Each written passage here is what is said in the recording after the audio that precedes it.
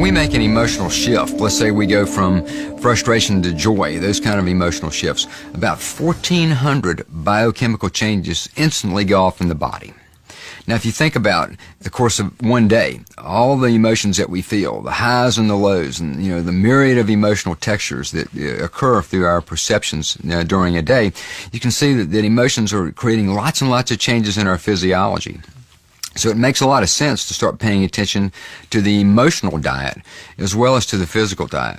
That's one of the keys to better health and certainly to slowing down the aging process. Strong negative emotions just degenerate us. Positive emotional states regenerate us. Become simple math. Feel more love, more care, more appreciation, and your health's got a better chance of improving and staying that way.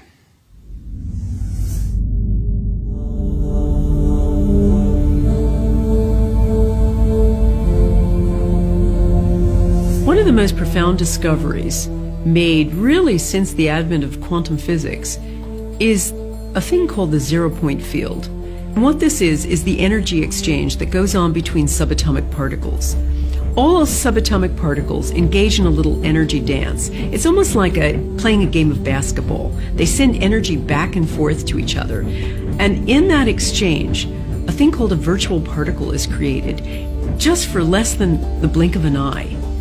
Now, that little individual exchange isn't much energy. It's about a half a watt's worth.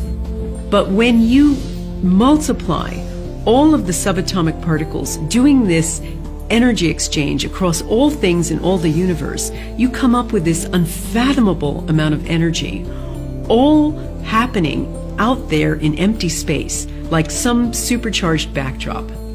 While conventional biology focuses on the material stimuli, quantum physics reveals that it's the invisible stimuli that are much more important.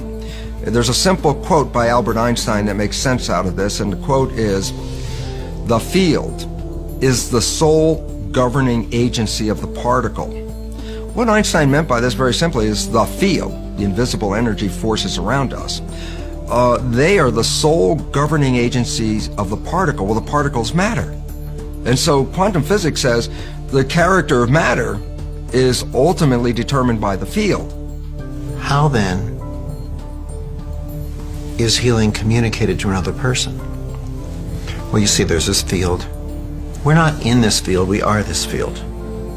We're denser, we're lighter in between, we're denser, we're lighter in between, or some people say we're lighter when we're physical form and we're denser in between. Whatever the aspect is, we're blips in this field of energy, of light, of information. We access this field all the time. We pull information from this field all the time.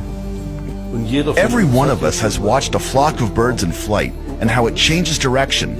Instantly, all birds in the flock change direction. So it seems as if a superior bird brain controls all the birds simultaneously. That only works with the help of those fields, since the fields are able to transfer with no informational loss, and above all, instantaneously, with no time delay. Walk into any great cathedral in the United States, in Europe, anywhere, that's been standing for hundreds of years or more. And what you will experience is in that cathedral is a hush of awe, reverence, quiet, and it's a palpable experience.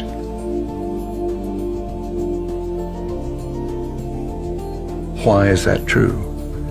It is true because for hundreds of years, the people going into that cathedral have been on their best behavior. They have been in awe and worshipful and in a state of mind that the quantum emissions from the body-brain are emitted into that cathedral, absorbed into that cathedral, and fed back in later centuries to the participants coming into it. And that's why they feel a sense of hush, awe, and reverence. We're all part of this giant energy field, this zero-point field, that we're all connected, and that we're connected across the furthest reaches of the cosmos.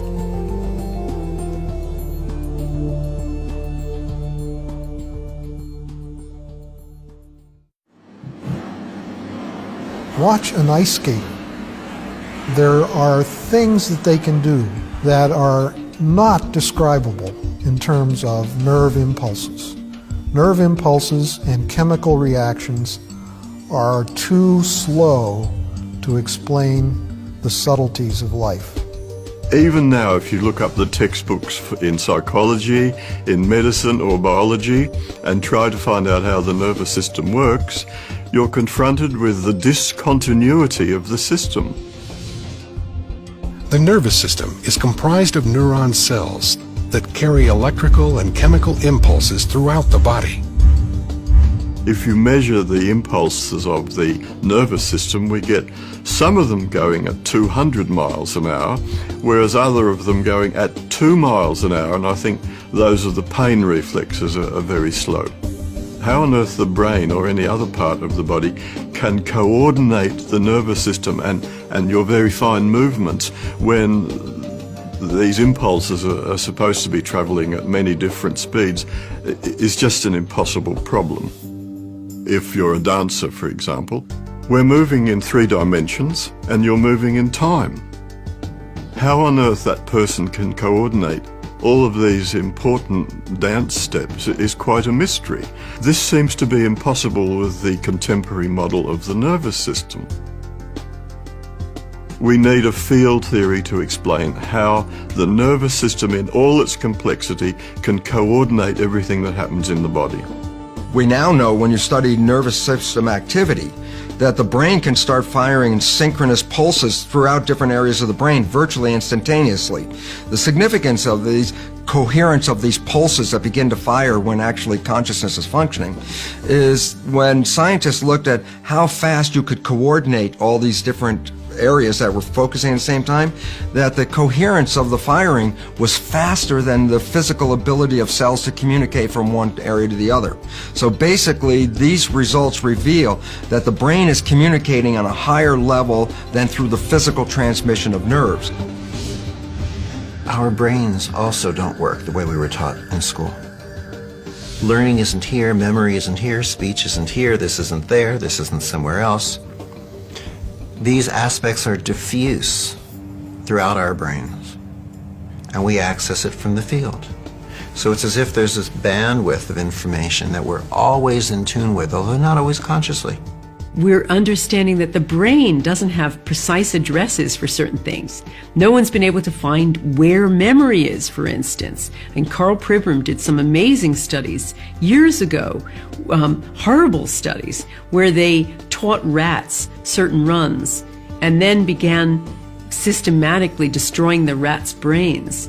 And they found that no matter how much of the brain they removed, the rats might have terrible motor skills from that, but they would still, over and over, remember the run. And from that, Pribram understood that you couldn't say that memory has one precise address, that it's much more delocalized. And in fact, most radically, that memory might not exist inside the skull at all, but maybe somewhere out here in the field. And so what you have instead of this localized, centralized system is much more of a paradigm where the body is an interaction. It's not something that ends here, it's something that ends out here. And that we have an interaction taking place between us and our environment, us and the field at every moment. I had an irregularity on a kidney that was discovered by an MRI. The physicians wanted to biopsy that, and I said, no, we're not going to do that. And I had a healer, Adam, a young man in Vancouver, who was developing his talents as a healer. He wanted to work on it. Over a period of a month, we did that once a week. Using just a photograph, Adam can perceive a person's body field in the form of a holographic image. He sees areas where the energy flow is blocked, which indicates illness or injury. Through his intention to heal, he manipulates energy and information to clear these blockages, allowing the body to change. I went back and had a sonogram made of that a month after diagnosis.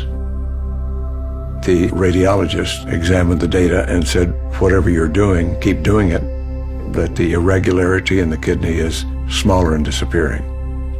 Went back 3 months after that, and later in 2003, after that, where the total healing period had been less than 6 months, and again had sonogram, and it was totally gone. Everything was regular again.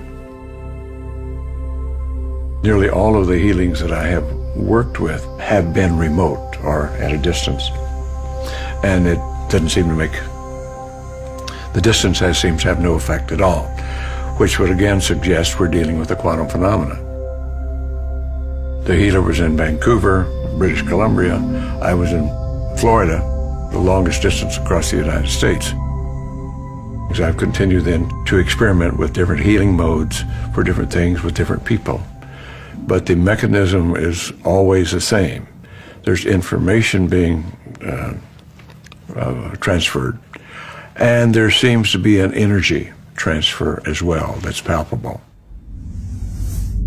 It now appears that our bodies are connected to the field, but what is the mechanism for this intercommunication? How can this connection take place? One possible solution: the biophoton.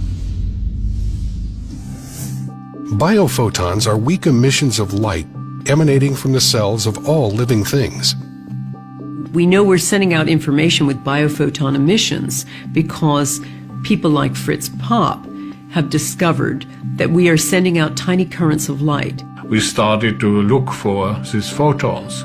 I knew from the beginning on that it must not be very high intensity, but it was clear that one should have these photons at all in a cell.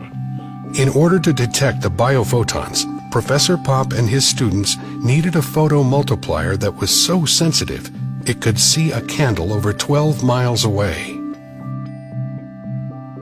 When a living organism is placed in front of the photon detector, light emitting from the cells can be observed. We started with cucumber seedlings and later with other ones, and all living systems which we put into the instrument showed this very weak photon emission. Professor Popp theorizes that these biophoton emissions may be controlling our body's metabolism. Molecules cannot regulate themselves. They have to have a field, more or less. So the photons should be the carrier of the information which is necessary to regulate the metabolism. These biophotons create a dynamic, coherent web of light within our bodies. Our bodies are constantly emitting light in the form of biophotons. Are these biophotons the body's control mechanism? Isn't that the function of our DNA, our genes? Genes are not controlling our biology. When we get issues running in families, for example, cancer, we immediately look at a genealogy chart and mark all the recipients of this cancer running through the family, and then turn around and say, look, genetics, this is running in the family, so there must be cancer genes. What they've left out is this very interesting piece of research that reveals that when children are adopted into families that have cancer, the adopted children will express the cancer with the same propensity as any natural child in that family. But the interesting fact is the child comes from totally different genetics that doesn't even have that cancer. So it says being introduced into the family dynamics, which is where you learn perceptions and beliefs and attitudes, is what shapes the cancer, not the genetics.